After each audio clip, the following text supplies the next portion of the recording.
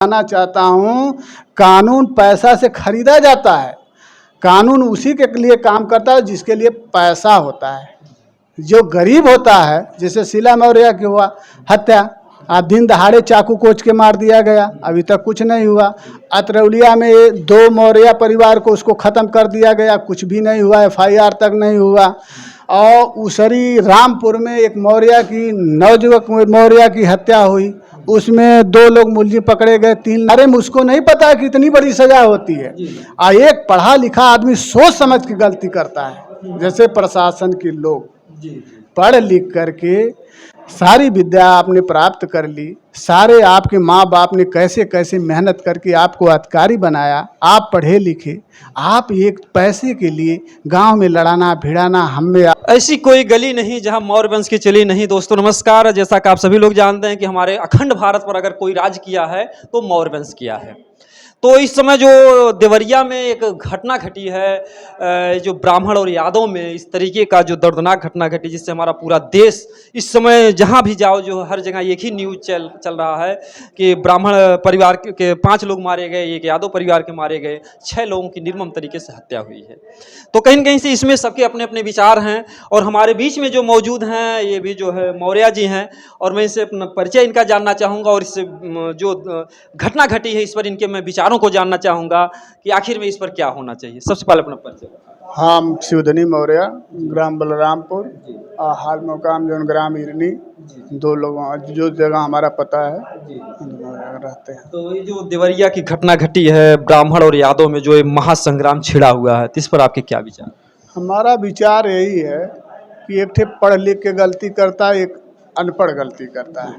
पढ़े लिखे अधिकारी हैं, पढ़े लिखे अधिकारी हैं, ये लोग शपथ लेके जाते हैं कि कोई हम गलत काम नहीं करेंगे। सारा काम गलत इन्हीं लोगों के जरिए से होता है। बढ़ावा भी मुझको गलत करने के लिए यही लोग देते हैं, अधिकारी लोग ही मजबूर कर। हाँ, मजबूर बढ़ावा देते हैं। जब मैं उनको जैसे घूस दूँ या कुछ भी कह लीजिए, ऐसा काम करता हूँ तो मेरे ऊपर खुश होकर वो बढ़ावा देते हैं, ये नहीं ये काम कर दो ताकि तुम्हारा काम बन जाएगा। ये लोग अगर सही बात उस इंसान को बता दें कि आप गलत पैरवी कर रहे हो, इसका फ़ायदा नहीं हो, तो बहुत सी मुकदमा वैसा ही ख़त्म हो जाता। बाकी बढ़ावा देने के लिए ये लोग खुद बढ़ावा देते हैं। ये लिए मार पीट झगड़ा जितनी भी होती है सारी इन्हीं लोगों के जरिए होती है। इसका असली जिम्मेदार कौन है? इसका असली जिम्मेदार शासन और प्रशासन के लोग ही हैं। अब माननीय जो शासन में बैठे हैं, माननीय मुख्यमंत्री जी जैसे आज चला दिए हैं, एक मुहिम चला दिए हैं, चारों तरफ नपाई हो रही है, जोखाई हो रही है, दौड़ के पुलिस जा रही है, दौड़ के खेत पे लेखपाल जा रहा है, उसका काम बेचारे का बैठे बैठे हो जा रहा है। पैमाइश करने के लिए रोज़ मुकदमा जो है कि मैं हमारा खुद में लगा हुआ है सदर में, रोज़ यहाँ पैरवी 5 बजे तक ये लोग बैठते हैं लगातार। 10 बजे नेट आ जा रहे हैं, 5 बजे 5:30 बजे 6 बजे काम निपटाना काम कर रहे हैं। ऐसे पहले ये होते तो ऐसा ही घटना कभी नहीं घटती, ये सारे मुकदमे ख़त्म हो जाते। हम लोग एक भाईचारा जैसे व्यवहार रखते, गांव में जैसे पहले साजमंज बना के रहा जाता था उस तरह से रहते। ना कोई मुस्लिम है, ना कोई ब्राह्मण है, ना यादव है, सबका काम सबसे होता है। कोई ब्राह्मण से काम यादव लेता है तो यादव से काम ब्राह्मण लेता है, मौर्य से काम चमार लेता है, चमार से पासी लेता है। इस तरह की व्यवस्था है, सब लोग भाई हैं। वो तो गोत्र दे दिया गया, अलग दे दिया गया। कहीं कहीं से देखिए हमारे देश में जो जातिवाद की भावनाएं हैं, कहीं कहीं से नैतिक शिक्षा में पढ़ाया जाता है कि कौन है हिंदू, कौन है मुस्लिम, कौन सिख, सरदार देखा नसों में चीर कर एक खून की धार। तो कहीं न कहीं से सबके नसों में एक ही खून की धारा बहती है, सब लोग अन्न ही खाते हैं। ये तो बड़े दुर्भाग्य की बात है, चाहे जिसके द्वारा ये जाति बना दी गई, लेकिन जात तो एक व्यवस्था मतलब देश को चलाने के लिए बनाई गई। लेकिन कहीं कहीं से जो जातिवाद है ये आज नफरतवाद में बदल गया है। तो मतलब ये चमार इनका छुआ नहीं पिएंगे। और अरे आप अपना अगर इतिहास देखिए तो राम जी तो सबरी का जो है जूठा बेर खाए थे। वो इसीलिए खाए थे, समाज को सीख देना चाहते थे कि बाबू जो है इस दुनिया में कोई छोटा बड़ा नहीं है, बस आपके विचार अच्छे होने चाहिए, विचारों में आपकी शालीनता होनी चाहिए। तो कहीं न कहीं जो जातिवाद के नाम पर लोगों को लड़ाया जा रहा है ये बड़े दुर्भाग्य की बात है। जी जी, बहुत दुर्भाग्य की बात है, ऐसा नहीं होना चाहिए। अगर एक अनपढ़ को गोली मारने पर 302 होती है, उसको 5 साल 3 साल की सज़ा होती है, तो एक पढ़ा लिखा आदमी को उसी के हिसाब से, क्योंकि अनपढ़ को ये नहीं पता था कि मैं गोली मार रहा हूँ, उसको ये बारे में उसको नहीं पता कि इतनी बड़ी सज़ा होती है। एक पढ़ा लिखा आदमी सोच समझ के गलती करता है। जैसे प्रशासन के लोग पढ़ लिख करके सारी विद्या आपने प्राप्त कर ली, सारे आपके माँ बाप ने कैसे कैसे मेहनत करके आपको अधिकारी बनाया, आप पढ़े लिखे, आप एक पैसे के लिए गांव में लड़ाना भिड़ाना, हमें आसमसर बनाना, ये सारी व्यवस्था करते हैं। आप सबसे बड़े दोषी हैं। मैं जोगी जी से कहना चाहता हूं, माननीय मुख्यमंत्री जी से, कि जो कर रहे हैं इस समय वो नंबर 1 का काम कर रहे हैं। यही अगर पहले चेत दिए होते, इनका हंटर पहले जबरदस्त बजता, तो ये सारी गलतियां शायद न हुई होती। और घर गिराने से ऐसे कुछ नहीं है। हाँ, जिसका गलत घर है, गलत तो घर लगभग सबका ही थोड़ा मोड़ा ऐसा ऐसा हो ही जाता है। बाकी ये प्रशासन के लोगों से पूछा कि गलत उसका घर बना कैसे, मुलजिम तो वो होना चाहिए ना। बता तो जा रहा है भाई, जो प्रेम यादव का घर हो 30 साल पहले का बना हुआ, उनके पिता फौजी थे, तो वो प्रशासन के लोगों से उस समय पूछना चाहिए। उस समय के लेखपाल और कानीगो एसडीएम और उस समय तुम लोग कहाँ थे? कहाँ नहीं, उस समय कहाँ नहीं थे। उस समय कौन कार्यकाल में था, उससे विधिक कार्रवाई का, या तो रिटायर हो गया हो या कार में हो, उस लोगों को संज्ञान में लेकर के उन लोगों से पूछताछ होनी चाहिए कि इतनी बड़ी घटना अब घट गई तुम्हारे वजह से, उसकी भुक्तभोगी उनको बनाना चाहिए, ना कि प्रेम यादव को बनाना चाहिए और न सत्यप्रकाश दुबे के परिवार को बनाना चाहिए। इन लोगों को लड़ाने का काम केवल वो लोग कर रहे हैं जो उस समय के अधिकारी रहे। माननीय जोगी जी से मैं प्रार्थना से कह रहा हूं कि ये जिस तरह से आप इस समय मुहिम चलाए, ऐसा ही चला दीजिए। 5 साल मुकदमा खत्म हो जाएगा। अब बहुत लोग अमन चैन और अथवा से जिएंगे। तो कहीं कहीं से ये बताइए कि जो ये बात चल रही है कि बात एक पक्षी हो रही है, कहीं न कहीं जो ब्राह्मणों से लोगों की सहानुभूति ज़्यादा क्यों है? ऐसा नहीं है, कुछ ब्राह्मण की सहानुभूति नहीं। सवाल पैदा हो रहा है कि जी, देखिए, प्रेम प्रकाश यादव समर्थवान थे।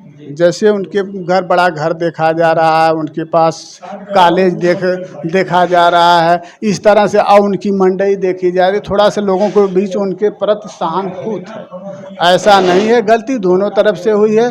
गलती, हाँ, गलती का इसको चेक करावें उनका दस्तावेज कि गलती से कैसे बैनामा हो गया, और अगर सही बैनामा है तो प्रेम प्रकाश को मिलना चाहिए। अगर उसमें जरा से भी कागज पत्तर या पैसे स्टैंप में चोरी की गई हो तो उसको गलत मान के उसको निरस्त करना है। जैसे लोगों का एक सवाल खड़ा हुआ कि 5 ब्राह्मणों ने शीला मौर्य को जो है चाकू से दिन दहाड़े मार डाला, तो वहां पर कार्रवाई क्यों नहीं हुई? वहाँ पर क्योंकि वो गरीब थे, उनको तो 5 रुपया नहीं था कि वो थाने पे जाके चक्कर लगावें, और 100 रुपया नहीं था कि तहसील पे आके चक्कर लगावें। एक बार में एसपी ऑफिस से गांव पे जाने में 500-400 बीत जाती है, और किसी को साथ लेके आता है या वकील साहब लोगों को साथ जोड़ता है तो उसका और 1000-500 हो जाता है। इस तरह से अगर मेरे पास कमाई 10 रुपया है तो 100 रुपया मैं कहाँ खर्च यानी कि लोग कहते हैं कानून सबके लिए बराबर है, तो अगर किसी गरीब के साथ अगर कोई घटना घटे वो न्याय नहीं पाए? ना, कानून सबके लिए बराबर नहीं है। कानून पैसा से खरीदा जाता है। मेरी बात माननीय जोगी जी से मैं कहना चाहता हूँ, कानून पैसा से खरीदा जाता है। कानून उसी के लिए काम करता है जिसके लिए पैसा होता है। जो गरीब होता है, जैसे शीला मौर्य की हुआ हत्या, आप दिन दहाड़े चाकू कोच के मार दिया गया, अभी तक कुछ नहीं हुआ। अतरौलिया में 2 मौर्य परिवार को उसको ख़त्म कर दिया गया, कुछ भी नहीं हुआ, FIR तक नहीं हुआ। और उसरी रामपुर में एक मौर्य की, नवयुवक मौर्य की हत्या हुई, उसमें 2 लोग मुलजिम पकड़े गए, 3 नहीं मिले। जिसमें मारने वाले ठाकुर ब्राह्मण ही थे? नहीं, ठाकुर ब्राह्मण या अन्य कोई भी रहा हो, वो हत्यारा तो होना चाहिए। मैं तो ये रौला का पास था, इसमें भी जो मौर्य परिवार थे इनको भी ठाकुर लोगों ने मारा था, और यहाँ पर बेचारे धरना दिए थे। लेकिन ऐसा कभी नहीं हुआ कि मतलब कि जैसे कि कोई अगर सबल है तो दुर्बल को मार दे तो कुछ नहीं होगा? कुछ नहीं होगा। सही है, ये सही बात है।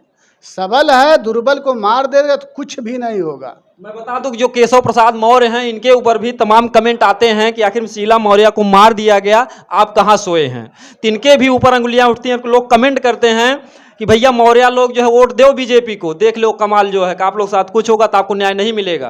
क्योंकि जो मौर्य परिवार दो यहाँ मारे जाते हैं यहरोला थाने के अंतर्गत, पारा के अंतर्गत, उनके 2 बच्चे अनाथ जो है यहाँ पर आकर इसी आजमगढ़ में महीनों धरना देते हैं, लेकिन उनके माँ बाप को न्याय नहीं मिलता है, वो मुलजिम नहीं पकड़े जाते हैं। तो कहीं ना कहीं जो हमारे देश में बांटा जा रहा कि भाई बीजेपी सरकार है ब्राह्मण और ठाकुरों का सपोर्ट कर रही है, तो जोगी जी इससे आपके ऊपर नुकसान होगा। आप सबके साथ न्याय कीजिए, चाहे कोई मौर्य मारा जाए, चाहे कोई ब्राह्मण मारा जाए, चाहे कोई यादव मारा जाए। तो ऐसा ही घटना मैं खुद भुक्तभोगी हूँ, एक अपनी घटना बता रहा हूँ। मेरे ज़मीन में 497 नंबर, ग्राम इरनी, पोस्ट इरनी, थाना बरदा, तहसील मार्टिनगंज में अचानक एक आदमी मेरे चक में मंडई डाल दिया, एक छोर पे। इसको आपका बिरादरी था या कौन था? नहीं, वो पासी था, मैं मौर्य हूँ, पासी था। तो थाने पे गया, इसकी शिकायत किया, एप्लीकेशन दिया, तो थानेदार अपने सिपाही को भेजकर उसको बुलवाए, सुलहनामा लिखा गया। सुलहनामा में ये कहा गया थानेदार द्वारा कि पहले तुम पैमाइश करा लो, एसडीएम साहब से ऑर्डर करा के पैमाइश करा लो, इसके बाद दोनों तो आपकी ज़मीन उस तरफ जाती है तो ले लो। वह भी तैयार था, अगर नहीं जाती है, ये उसकी ज़मीन बनती है तो छोड़ दो। हमने इस पे तैयार हो गया। हम कहा चलिए, जो वहीं हम तैयार हो कर के दोनों आदमी तहसील में गए, ऑर्डर करवा लिए। लेखपाल आया, लेखपाल से सेटिंग वो क्या किया पासी का लड़का कि आप इस ज़मीन को छोड़ दीजिए, 20,000 रुपया देंगे, 20,000 रुपया देंगे। उसने तुरंत लेखपाल द्वारा ये कहा गया ऐसा है कि ये मानने को तैयार नहीं है, ये लिए आप धारा 24 कर दीजिए, और नहीं तो ये नहीं मानेंगे तो हम नापेंगे नहीं। तो हमने कहा अरे सर, ये एसडीएम साहब का तो ये आदेश है। कहे नहीं, कतई नहीं नापूंगा मैं, वो नहीं मानेगा तो। वो अपना कह के चल गए। तो सारा रगड़ा तो वही लगा रहे हैं। अच्छा, मैं पोर्टल पे माननीय मुख्यमंत्री जी को भी दिया, कमिश्नर को दिया, डीएम को दिया, तहसीलदार को दिया, एसडीएम को दिया। मेरे पास तो संजोग से इस समय कागज नहीं है, कोई ऐसा काम नहीं है जहां नहीं किए। बाकी कतई किसी भी कीमत पे आप माननीय का नाम है कि कमिश्नर साहब खुद उसमें आदेश के राजस्व और पुलिस बल साथ जाके मौका का निरीक्षण कर निस्तारण करें। बाकी न दरोगा गया न लेखपाल गया, और रिपोर्ट लगेगी वहाँ हमने निस्तारण किया। उसकी काफ़ी पुरानी मंडई है। कहीं कहीं देखिए, इनके जो कहने का मतलब है कि बेचारे हर जगह अपनी जो है गुहार लगाते रहे, लेकिन दौड़ते रहे, कुछ हुआ नहीं। तो और इसी तरीके से अगर समय रहते लोग नहीं जागते। आज माननीय मुख्यमंत्री जी का जब हंटर गिरा है अधिकारियों पर, वही धारा 24 किए थे, उसमें मैं पैरवी इस समय हल्का कर पा रहा हूँ, जा नहीं पा रहा हूँ। उसके बाद भी मेरे घर पे वहाँ लोग पहुँच गए कि अरे यार, इसमें आपने धारा 24 किया है, इसमें नक्शा नहीं है। तो हमने कहा अच्छा लेखपाल से बात कराइए। तो बात कराए, हमने कहा नक्शा मेरे पास है, वहाँ दे रहे थे। तो कहा नक्शा ये आपका भाई कीमती है, ख़राब हो जाएगा, आप अपने पास रखिए, जब ये कानून को जाएंगे तो उस समय नक्शा इनको दे दीजिएगा, डुप्लीकेट नक्शा बना फोटो स्टेट इसमें डाल दीजिए। मैं उसको नक्शा, लेकिन ये हंटर माननीय मुख्यमंत्री जी पहले चलाए होते, बहुत से घर बच गए होते। मैं कह रहा हूँ दोषी कोई नहीं है, न लेने वाला व्यक्ति है, न देने वाला, न गोली मारने वाला, न मरने वाला। अथवा दोषी केवल यहाँ के अधिकारी और कर्मचारी होते हैं। राजस्व और पुलिस के अधिकारी ही केवल दोषी हैं। माननीय मुख्यमंत्री जी से फिर कहना चाहता हूँ कि मुख्यमंत्री जी, अगर मेरे पर 10 महीना का 302 का मुलजिम हूँ, अगर अथवा बनती है, चार्ज बनता है, तो ये पढ़े लिखे हरामखोरों के साथ ये कम से कम आजीवन होना चाहिए। इससे आपके चैनल के माध्यम से कहना, इससे बहुत से घर बच जाएंगे, बहुत लोगों की जिंदगियां बच जाएंगी। कहीं कहीं से देखिए, जो उन्होंने साफ बात बता दी कि समय रहते अगर इन्हीं का निस्तारण नहीं होगा, साला जब वही है, जब लाशें गिर जाती हैं, लोगों का कत्ल हो जाता है, बलवा हो जाता है, तब प्रशासन जागृत होता है, तब लेकर के दौड़ते हैं, तब धारा 144 लगा दोगे, कुछ भी करो, लेकिन ना वो परिवार आएगा, ना वो खुशियाँ आएंगी। कहीं कहीं जो देश को बांटने का काम कर रहे हैं हमारे जो देश के जो अधिकारी हैं, जो लेखपाल हैं, जो मतलब कानूनगो हैं, ये लोग समय रहते हुए ज़मीनी विवादों को निपटाएं। क्योंकि जितनी भी हत्याएं हो रही हैं, हम रिपोर्टिंग करने जा रहे हैं, हर जगह ज़मीन का कहीं कारण बनता है, और हर जगह जो जमीन के कारण 2-4 लाशें जब गिर जाती हैं तो वहां पर फैसला तब होता है। अब वो परिवार तो आएगा नहीं। दोस्तों, जय हिंद।